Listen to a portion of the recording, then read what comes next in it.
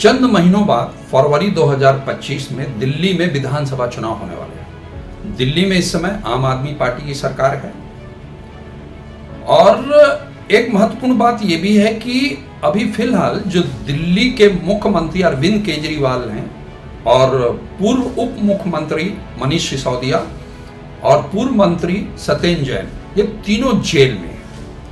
और हाल ही में जो लोकसभा चुनाव संपन्न हुए हैं उसमें जो 7 सीटें दिल्ली में हैं उसमें आम आदमी पार्टी का पूरी तरीके से सफाया हो गया है। ऐसे में ये सवाल है कि क्या विधानसभा चुनाव 2025 में भी आम आदमी पार्टी को शिकस्त मिलेगी? क्या भाजपा बहुत सहजता से आम आदमी पार्टी को चुनावी दंगल में पछाड़ पाएगी? जी हां, मैं आपको बताऊंगा कि किस तरीके से ये चुनौतीपूर्ण कार्य होगा भाजपा के लिए और किस तरीके से आम आदमी पार्टी को हराना मुश्किल होगा, ये मैं आपको बताऊंगा। लेकिन मेरा आपसे आग्रह है कि ये जानने के लिए आप इस वीडियो को अंत तक अवश्य देखें। देखिए, अभी जो लोकसभा चुनाव संपन्न हुए हाल ही में, उसमें दिल्ली में जो 7 लोकसभा सीटें हैं उसमें यह तर्क दिया जाता है, जो जानकार हैं, जो मतलब कहना चाहिए कि आम आदमी पार्टी के खिलाफ यह बात जाती है कि आम आदमी पार्टी 7 सीटों में अपना खाता भी नहीं खोल पाई।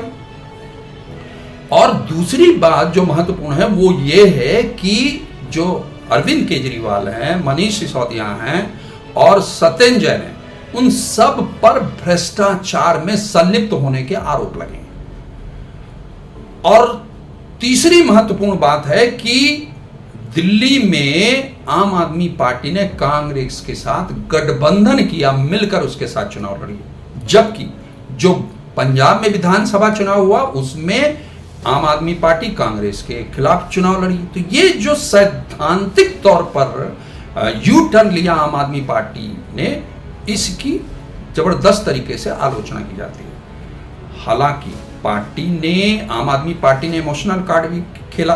जब अरविंद केजरीवाल को जेल भेज दिया गया तो कहा गया, जनता से अपील की, उनकी पत्नी सुनीता केजरीवाल ने भी जनता से अपील की कि भाई इमोशनल कार्ड खेला उन्होंने और कहा कि भाई जेल का जवाब वोट से जनता दे। और जब अरविंद केजरीवाल को बेल मिल गई, चुनाव प्रचार उन्होंने किया, तो उस दौरान उन्होंने दिल्ली में ही नहीं देश के विभिन्न भागों में चुनाव प्रचार किया। फिर भी आम आदमी पार्टी अच्छा प्रदर्शन चुनाव में नहीं कर पाई। ये चीजें आम आदमी पार्टी के खिलाफ जाती हैं। लेकिन मेरा ये कहना है कि अगर अरविंद केजरीवाल 2025 में जो होने वाले विधानसभा चुनाव हैं उस दौरान भी जेल में रहते हैं, तो ये बात तो तय है कि जो आम आदमी पार्टी के कार्यकर्ता हैं उनके मनोबल पर प्रतिकूल असर पड़ेगा, मनोबल उनका डाउन होगा। लेकिन फिर भी आम आदमी पार्टी को पटखनी देना चुनावी दंगल में बहुत सहज नहीं होगा। थोड़ा सा मैं आम आदमी पार्टी का जो दिल्ली में जो है राजनीतिक यात्रा रही उसके बारे में बता दूं कि 2013 में जो है कांग्रेस के साथ गठबंधन करके आम आदमी पार्टी ने दिल्ली में सरकार बनाई, लेकिन वो बहुत समय तक नहीं चली और फरवरी 2014 में सरकार गिर गई। फरवरी 2015 में दिल्ली विधानसभा के चुनाव हुए और उसमें आम आदमी पार्टी ने बम्पर जीत हासिल की। 70 सीटों में 67 सीटें उसने जो है जीती। और इसके बाद जब 2020 में विधानसभा चुनाव हुआ उस दौरान भी आश्चर्यजनक तरीके से उसने प्रदर्शन किया, बहुत अच्छा प्रदर्शन किया। 70 में 62 सीटें फिर उसने जीती।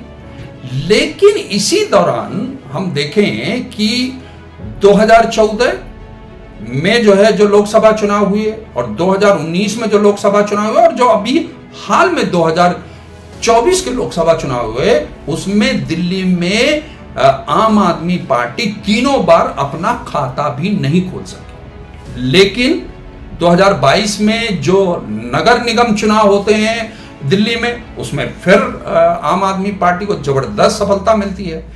कहने का मतलब यह है कि जो पहले भी ट्रेंड रहा है वो ये रहा है कि लोकसभा के लिए जनता ने भारतीय जनता पार्टी को चुना और प्रदेश के लिए जो है आम आदमी पार्टी को चुना।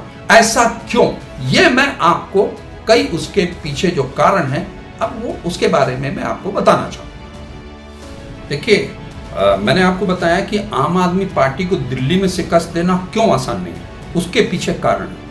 आज आम आदमी पार्टी ने लगातार अपनी फ्री शिप की जो उसकी स्कीम है, उसके माध्यम से जनता के बीच जबरदस्त पैक बना लिया।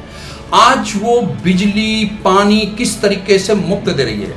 आज देखिए 200 यूनिट बिजली दिल्ली में फ्री है। इसके अलावा आप देखिए 20,000 लीटर पानी फ्री दिया जाता है।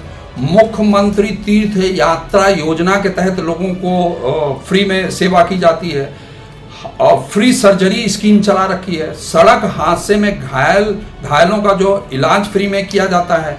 ऑटो रिक्शा टैक्सी की फिटनेस फीस खत्म कर दी गई है। वाईफाई फ्री में दिया जा रहा है। और लोकसभा चुनाव के दौरान अरविंद केजरीवाल ने यह भी घोषणा की कि जो दिल्ली की महिलाएं हैं उनको 1,000 रुपया प्रति माह जो है निःशुल्क दिया जाएगा।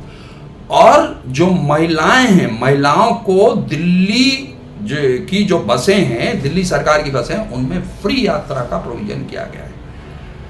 और इसके अलावा जो दिल्ली सरकार है, दिल्ली सरकार ने जगह जगह मोहल्ला क्लिनिक खोलकर और जो स्कूलिंग का एक यूनिक मॉडल बनाकर देश और विदेश में जिस तरीके से प्रस्तुत किया है, उसके चलते जो है लोगों के बीच में उसने एक पैठ बना लिया। मैं ये बात बिल्कुल नहीं कहूंगा कि जो फ्री शिप की आदत लोगों के बीच में डाली गई है या मुफ्तखोरी की जो योजना है वो ठीक है या नहीं ठीक है, मैं ये सही है या गलत है, आज वो मेरा विषय भी नहीं है, उस पर मैं बात नहीं करूंगा। लेकिन एक बात तो तय है कि ये जो स्कीमें हैं, उन स्कीमों ने लोगों पर असर किया। आज किसी को भी अगर ये सेवाएं मुफ्त में मिल रही हैं, दिल्ली वासी उस सुविधा को कतई खोना नहीं चाहते।